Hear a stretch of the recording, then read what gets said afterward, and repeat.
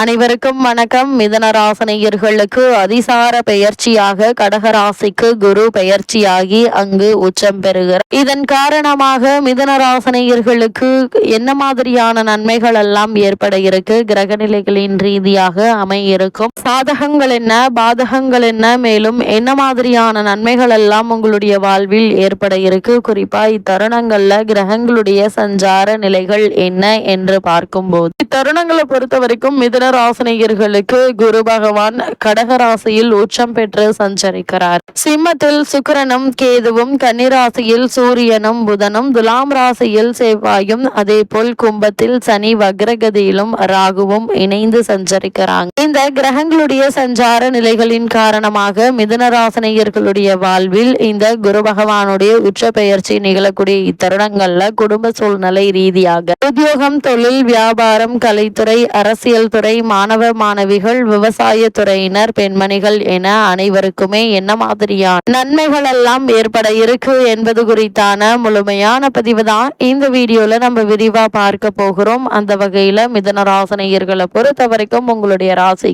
தனஸ்தானத்திற்கு குரு பகவான் பெயர்ச்சியாகி அங்கு உச்சம் பெறுகிறார். அதாவது கடகராசிக்கு குரு செல்கிறாருங்க. அதிசார கதியில் அங்கு செல்லும் குரு பகவான் உச்சம் பெறுகிறார். உங்கள் ராசிக்கு 7, 10 ஆகிய இடங்களுக்கு அதிபதியானவர் குரு. அவர் உச்சம் பெறும் இந்த நேரத்தில் கல்யாண கனவுகள் நனவாக கூடிய ஒரு தருணம் என்று தாங்க சொல்ல வேண்டும். அது மட்டுமில்லாமல் கடமையில் இருந்து ஓய்வு அகலக்கூடிய ஒரு தருணமாகவும் இக்காலகட்டம் அமைஞ்சிருக்கு. மிதுனராசினியர்களை பொறுத்த வரைக்கும் குருவினுடைய பார்வைக்கு பலன் அதிகம் என்பதால உங்களுடைய எதிர்பார்ப்புகள் இக்காலத்தில் நிறைவேறக்கூடிய ஒரு தருணமாக தான் இக்காலகட்டம் அமைஞ்சிருக்குதுங்க. இழப்புகளை ஈடு செய்ய புதிய வாய்ப்புகள் வந்து சேரும் என்பதுல எந்த ஒரு சந்தேகமும் இல்லைங்க. அது மட்டும் இல்லாம மிதுனராசினியர்களை பொறுத்த வரைக்கும் இதுவரை அடிக்கடி ஆரோக்கிய குறைபாட்டால் அவதிப்பட்டு வந்த நீங்கள் இப்போது உற்சாகத்தோடு செயல்பட இருக்கீங்க. அந்த அளவிற்கு ஆரோக்கியத்தில் நல்ல ஒரு முன்னேற்றம் இப்போது உங்களால் காண முடியுங்க. உத்தியோகத்தில் நீங்கள் எதிர்பார்த்த மாற்றங்கள் நிச்சயம் கிடைக்கும் என்பதுல எந்த ஒரு சந்தேகமும் இல்லை. உயரதிகாரிகள் உங்களுக்கு பக்கபலமாக இருப்பாங்க. அது மட்டும் இல்லாம கொடுக்கல் வாங்கல் தாராளமாக இருக்குங்க.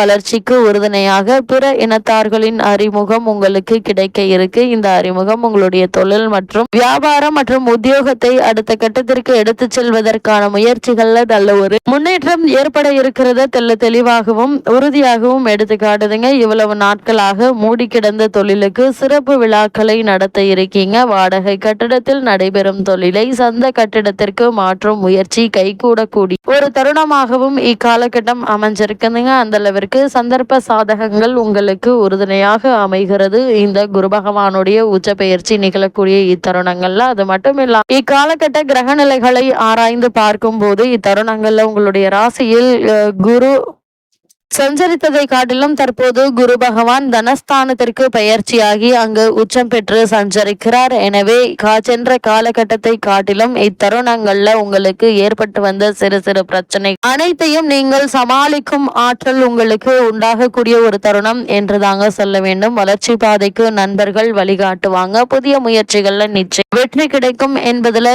எந்த ஒரு சந்தேகமும் இல்லைங்க. அதே போல இவ்வளவு நாட்களாக நீங்கள் மேற்கொள்ள வேண்டும் என்று நினைத்திருந்த புனித பயணங்கள் அதிகரிக்கும். அதற்கான முயற்சிகள்ல இருப்பவர்களுக்கு நல்ல ஒரு முன்னேற்றத்தை நீங்கள் தாராளமாக எதிர்பார்க்கலாங்க. தொழில் ஸ்தானாதிபதியான குரு உங்களுடைய ராசியில் சஞ்சரிக்கும் இந்த நேரம் தொழில் வளர்ச்சி கூடுதல் லாபமும் வந்து சேரக்கூடிய ஒரு தருணமாக தான் இக்காலகட்டம் அமைஞ்சிருக்குதுங்க. அது மட்டும் இல்லாம இத்தருணங்களை பொறுத்த வரைக்கும் உங்களுடைய ராசியை பொறுத்தவர் 8, 9 ஆகிய இடங்களுக்கு அதிபதியானவர் சனி பகவான். அஷ்டமாதிபதியான அவர் வக்ரம் பெறுவது நன்மை என்று தாங்க சொல்ல வேண்டும். இருந்தாலும் கூட உங்களுடைய ராசிக்கு பாக்கியாதிபதியாகவும் சனி விளங்குவதால் தொழிலில் சில குறுக்கீடுகள் வரதாங்க செய்யும். தொல்லை தரும் எதிரிகள் பலம் கூடும்.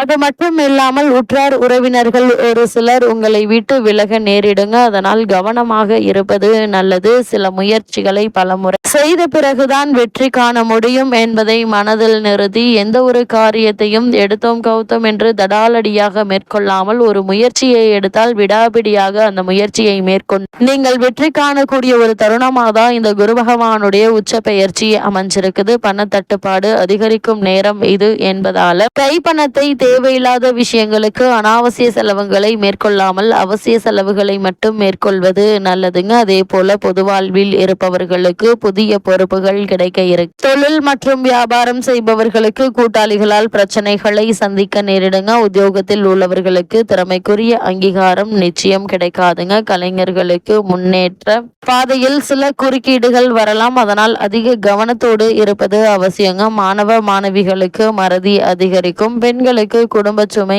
கூடினாலும் அதை சமாளிப்பதில் தேவையான நேரத்தில் உங்களுடைய தேவைக்குரிய பணம் கைகளில் வந்து சேருங்க. அதனால் பண பிரச்சனை என்பது ஏற்படுவதற்கான வாய்ப்புகள் இல்லைங்க. அது மட்டும் இல்லாம இத்தருணங்கள்ல மிதுனராசினியர்களான உங்களுக்கு கிரகநிலைகளின் ரீதியாக கூறப்பட்ட பரிகாரம் என்ன என்று பார்க்கும்போது இத்தருணங்கள்ல குரு பகவான் வழிபாடு உங்களுக்கு நன்மைகளை வழங்கும் வழிபாடாக அமைகிறது.